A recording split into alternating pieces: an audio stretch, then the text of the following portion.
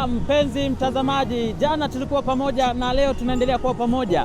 Tupo katika barabara ya Uyole kuelekea Tukuyu. Lengo ni kufika katika mradi wa joto ardhi Kiejombaka.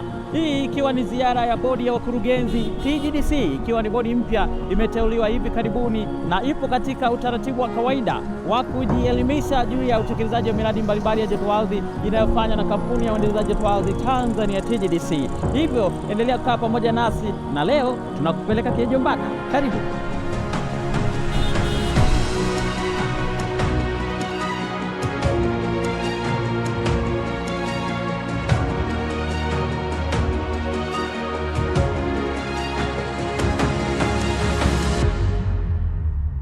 Kwa jina naitwa Declan Haiki, ni mjumbe wa bodi wa wakurugenzi. Nimeanza kutembelea eneo kule ambalo lina bomba la kisima kifupi cha mita 300 ambayo kinatoa maji ya moto. Tumeyaona na tumeyagusa maji ya moto sana, na pia tumekuja katika eneo hili ambayo ni moja ya vyanzo vya kuna chemchemi ya maji ya moto. Kama mnavyoona maji na mto huo, maji ni ya moto, ni mazuri. Kwa hiyo natupa imani kwamba kweli nishati ipo na juhudi za TGDC za kupata nishati ya kutengeneza umeme, tuna matumaini kuwa tufanikiwa.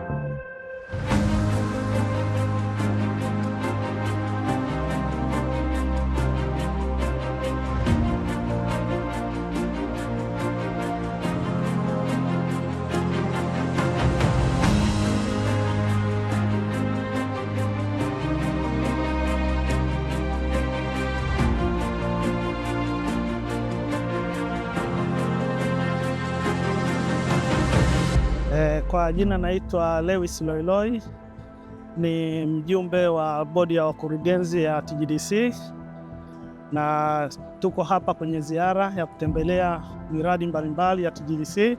Tumejionea kwa vitendo, na hapa tulipo ni eneo la Kiejombaka wenye potential ya megawati 60. Kwa kweli kampuni inafanya kazi nzuri na tunapongeza sana, na sisi kama bodi tutaendelea kuwasimamia kwa karibu kuhakikisha kampuni inatekeleza majukumu yake kwa ufanisi na kwa maslahi ya taifa. Asante.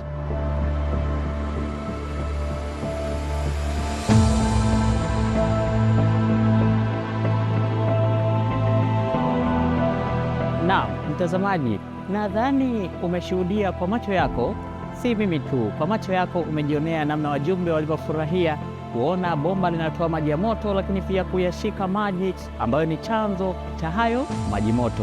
Kutoka hapa TGDC, endelea kuwa nami Boaz Mathigo.